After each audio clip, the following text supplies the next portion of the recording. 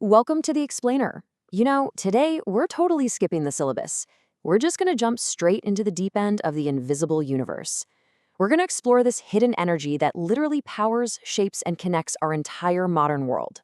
It's constantly buzzing right around you, flowing through space, and honestly making everything from your basic morning routine to massive global communications possible. To kick things off, I want you to really think about this for a second. What connects a rainbow across the sky, the Wi-Fi signal you're probably using right now, and the microwave oven heating up your lunch? On the surface, yeah, they seem completely unrelated. I mean, one's this beautiful weather phenomenon, one's a digital necessity, and the other is literally just a kitchen appliance. But there is a scientific common thread hiding right in plain sight, and that is exactly what we're going to unravel today. Okay, let's dive into this by imagining waking up one morning to a world where this hidden connection just vanished. Poof, gone. You look outside your window at, say, 9 a.m., but the sky is completely pitch black. The sun is just nowhere to be seen, and there's absolutely zero warmth on your skin. So you reach for your phone to check the news. No signal, no mobile data, no text coming in. Your Wi-Fi router is completely dead. You try to turn on the TV with your remote, nothing happens. Plants in your garden would start drooping. Solar-powered stuff would fail, and the Earth itself would rapidly cool down.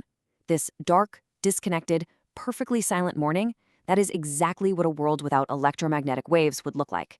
Crazy, right? Moving right along. Section 1. Anatomy of an EM wave. So what exactly are these waves that we rely on so heavily?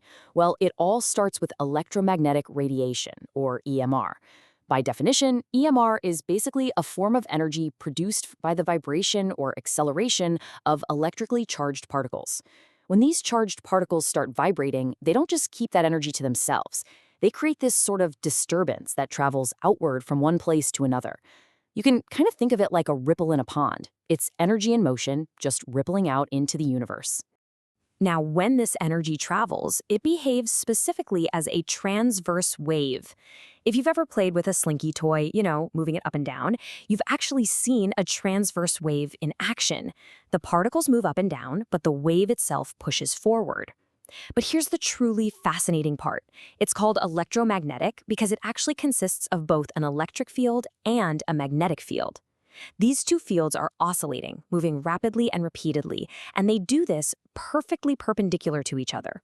They intersect at a strict 90-degree angle. They are very particular about their personal space.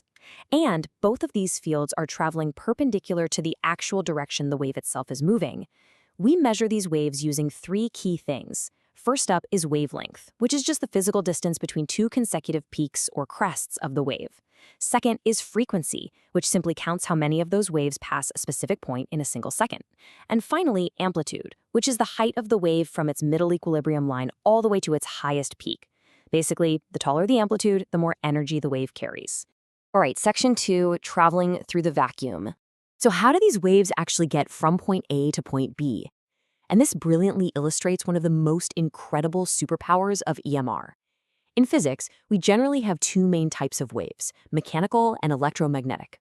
Mechanical waves, like sound waves or the seismic waves from an earthquake, absolutely require a physical medium to travel through. They need solid steel, liquid water, or the gas in our air to compress and decompress. Basically, if you yell in the vacuum of outer space, literally no one hears you because there's no air to carry the sound. But electromagnetic waves, they don't need a medium at all. They don't need air or water or solids. They can effortlessly travel through a complete vacuum, straight through the absolute emptiness of space. And when they do travel through that empty vacuum, they do it at a staggering, mind-bending speed. All electromagnetic waves travel at the speed of light, which is roughly 300 million meters per second. That's fast. Because they don't need a medium and they travel at this maximum universal speed, the electromagnetic radiation from the sun can cross the massive void of outer space and reach Earth in just about 8 minutes. Okay, moving to section 3, the electromagnetic spectrum family. Now, not all electromagnetic waves are identical. They operate on this massive multi-lane highway. Let's move to and see how this builds. Because to understand this highway, you really have to memorize the golden rule. It's an inverse relationship. As you move from one end of the spectrum to the other, the physical wavelength gets shorter. It decreases. And as that wavelength decreases, the frequency of the wave skyrockets. And because there are more waves hitting per second, the total energy of the wave increases drastically. So shorter waves mean higher frequency, which means higher energy. Keep that in mind. Now, what's really interesting about this slide is if we map out this entire spectrum family, from the absolute lowest energy at the top to the highest energy at the bottom, we see an incredible range. We start with radio waves. These have the longest wavelengths. I mean, they can be kilometers long, but they have the lowest frequency and the lowest energy. Next, the wavelengths get slightly shorter and we hit microwaves. Then we shrink a bit more and get higher energy with infrared. Right in the middle is visible light. Then, as wavelengths get incredibly short and frequencies surge, we hit ultraviolet, then X-rays, and finally gamma rays, which have the absolute shortest wavelengths but the most extreme, highest energy on the entire spectrum. So this massive difference in energy dictates exactly how we humans actually utilize these waves.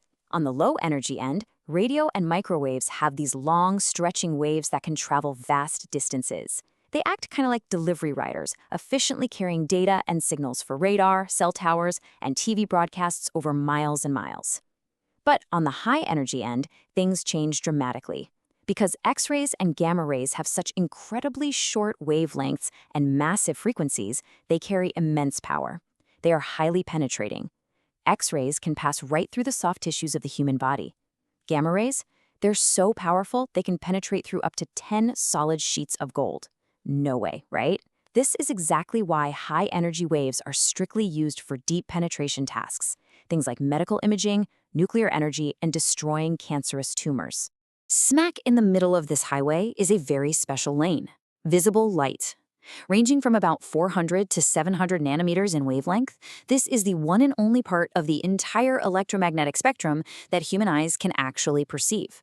When visible light is dispersed, like by water droplets in the air, we get a rainbow. And even within this tiny slice of the spectrum, our golden rule applies. Red light has the longest wavelength and the lowest energy. As we move through orange, yellow, green, blue, and indigo, the energy climbs until we hit violet, which has the shortest wavelength and the absolute highest energy that our naked eyes can handle. Which brings us to Section 4, powering our modern world. So how does this invisible spectrum actually empower our modern world? So the crucial point is that almost every single convenience of modern life is just us manipulating different wavelengths. When you connect to your Wi-Fi router or make a call, you're literally throwing invisible microwaves across the room. When you point your TV remote or feel the warmth of a fire, you're experiencing infrared radiation. When you step outside, ultraviolet waves from the sun help your body produce vitamin D. Though, yeah, as we know, too much exposure causes a sunburn because of that high frequency. UV is also heavily used to sterilize medical tools and even detect fake money. And of course, when you get injured, X-rays use their high-energy penetrating power to see right through your skin and check your internal bone structures, the exact same way airport security screens your luggage. To wrap up this explainer, I want to leave you with a final thought. Look around the room you're sitting in right now. Really. Look at the space between you and your screen, between you and the window. It looks totally empty, doesn't it? But how many invisible electromagnetic waves, radio broadcasts, Wi-Fi signals, infrared heat, visible light are zipping through that exact space and passing right through you at 300 million meters per second right at this very second? The universe is constantly buzzing, and now you know exactly how to tune in.